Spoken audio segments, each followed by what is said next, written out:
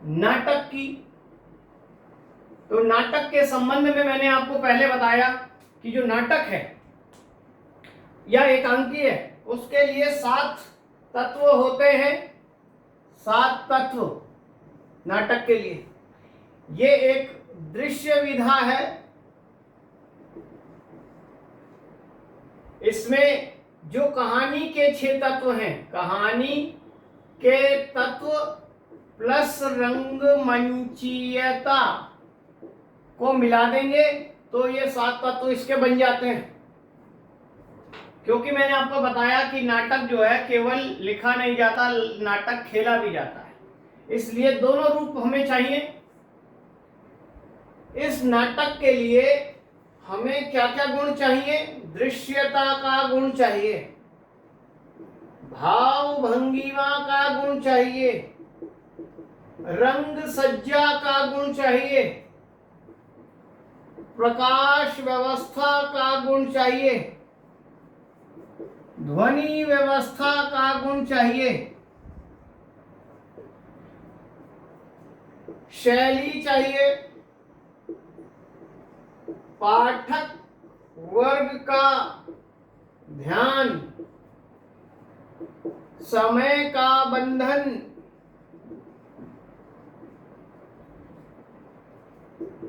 शब्द मौन, संचालन, संगीत,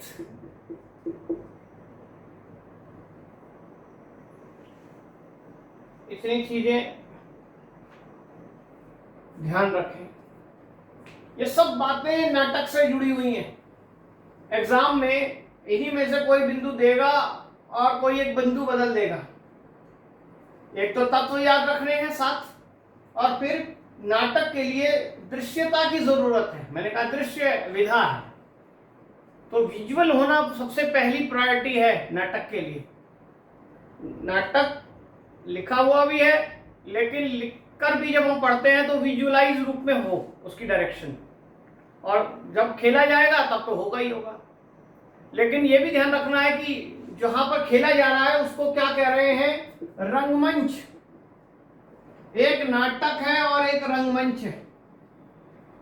नाटक की प्रौढ़ता रंगमंच पर प्रदर्शन के बाद ही आती है, लेकिन यह जरूरी नहीं कि नाटक के लिए रंगमंच होना चाहिए। नहीं, रंगमंच के लिए नाटक होना चाहिए। 2 बातें हो गई। नाटक के लिए रंगमंच होना चाहिए, ये बात, या रंगमंच के लिए नाटक होना चाहिए।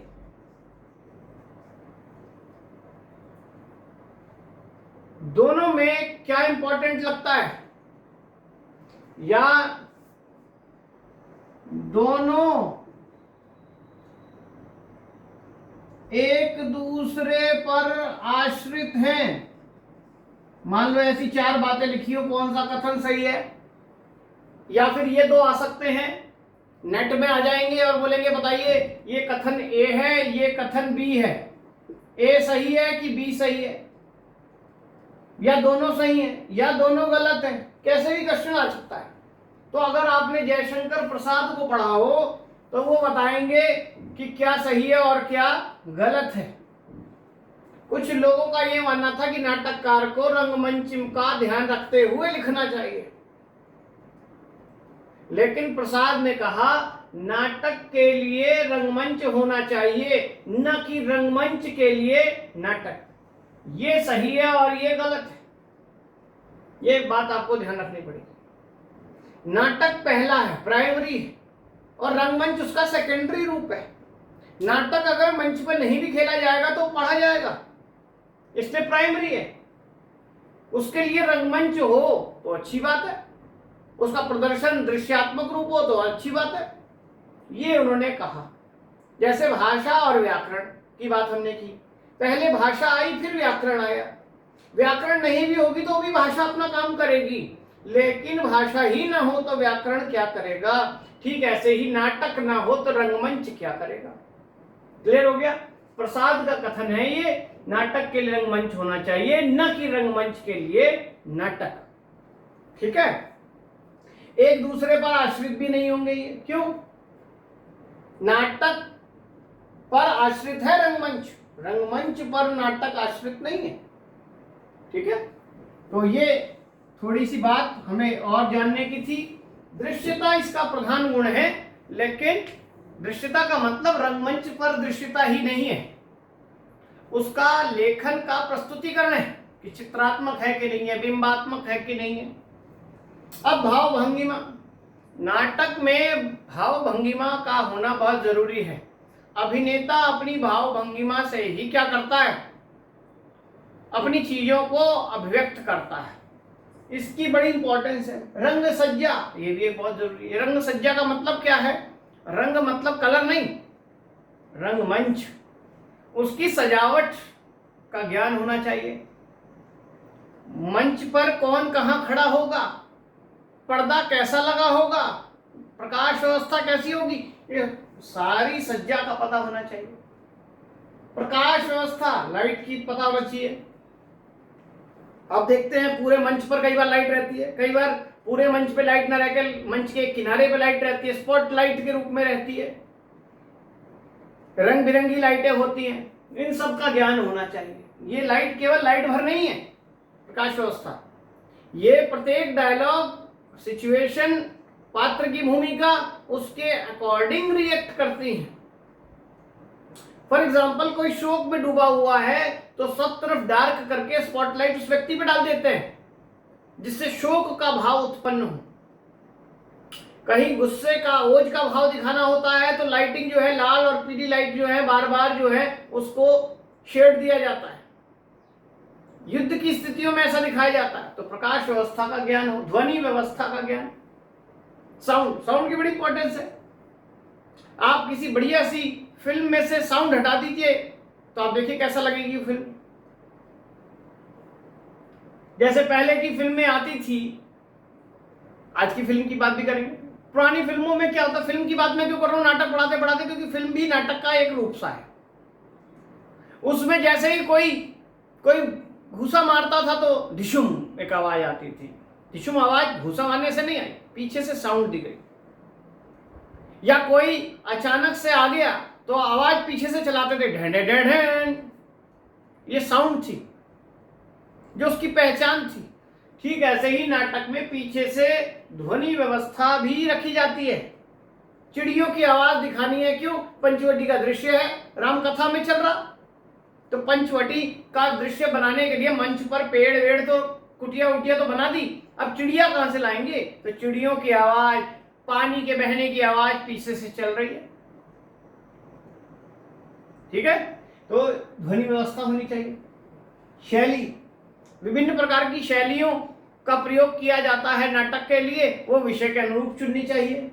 पाठक वर्ग का ध्यान, रंगमंच के समय, नाटक को प्रदर्शित करते समय पाठक वर्ग का ध्यान रखना पड़ता है कि कैसा विषय लिया है। पता लगा कॉमेडी विषय है तो कोई सीरियस दर्शक उसे देखने नहीं आएगा।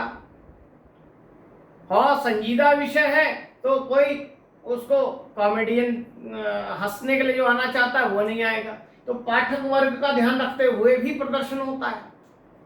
समय का बंधन, सबसे बड़ी समस्या ये होती है समय के बंधन की, कि नाटककार जो है वो नाटक जो लिखा है, हो सकता है उसकी ड्यूरेशन बहुत लंबी हो, लेकिन रंगमंच पर जब खेला जाना है तो दर्शक वर्ग को ज्यादा देर बैठाया नहीं जा सकता, इसलिए कोशिश रहती है घंटे 2 घंटे में खत्म हो जाए।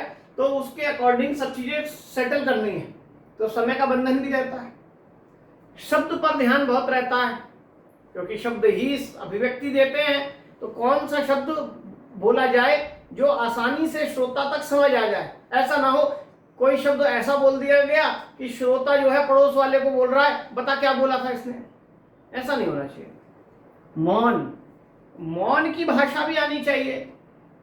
आप देखेंगे नाटकों में कई बार जैसे अज्ञे कहते हैं, मौन भी अभिव्यंजना है। बिना बोले भी बहुत कुछ बोला जाता है। आंखें ही बोल रही होती हैं, किसी की आंखें आंखें काम करती हैं। पूरा चेहरा हटा दो, केवल आंखें दिखा दो तो वही काम कर रही होती हैं। उन आंखों की भाषा की बात बिहारी भी करते हैं। तो मौन के डायलॉग भी वहां पर पीछे से आने चाहिए। तो केवल उस पर फोकस कर देते हैं जो मौन बैठा है, और पीछे से ध्वनि आती है, पार्श्व ध्वनि कहते हैं उसे। पीछे से आने वाली ध्वनि को क्या कहते हैं? पार्श्व ध्वनि। और फिर संचालन, मंच का संचालन करने के लिए रंग निर्देशक अलग होता है, नाटककार अलग होता है, रंग निर्देशक अलग होता है। तो मंच का संचालन कैसे होगा? सूत्रधार को ले आते हैं, सारा काम वो करता है। संगीत, ध्वनि जिसकी बात की है, ध्वनि के अलावा संगीत, ध्वनि का एक पार्ट दिखता है लेकिन अलग चीज है। म्यूजिक, प्रसाद ने भी गीतों की बात की है। म्यूजिक चलने से क्या होता है, उसमें और ज्यादा रोचकता आती है। जैसे कोई भी आप सैड सॉन्ग सुने, आप उस सैड सॉन्ग के पीछे का म्यूजिक हटा दें, खाली शब्द सुने, आपको कहीं से भी कोई स्थिति नहीं दिखाई देगी। पीछे वायलिन धीरे से धीमी धीमी आवाज में बजता है, सारंगी बहुत धीमी आवाज में बजती है। जो म्यूजिक उस परिस्थिति को क्या करता है, जीवंत तो बनाता है। तो संगीत का भी ज्ञान होना चाहिए। तो नाटक के लिए वैसे 7 तत्व हैं, लेकिन ये रंगमंच से जुड़ा होने पर, नाटक जब मंचित होगा तो ये सारे व्यवस्था का ज्ञान भी होना चाहिए। तो रंगमंच से संबंधित अगर कुछ पूछता है तो ये सब बातें आप करेंगे। क्लियर हो गई यहाँ तक बात? ये था रंगमंच के लिए अगर आप कुछ लिख रहे हैं तो आपको ये लेखन का गुण आपके पास होना चाहिए। इसलिए कहानी लेखन की हमने बात की, उसके 6 तत्व पता होने चाहिए। नाटक लिखने के लिए 7 तत्व होने चाहिए, और रंगमंच के दृष्टि से अगर आप उसे नरेट कर रहे हैं तो आपको इन सब बातों का ध्यान भी होना चाहिए।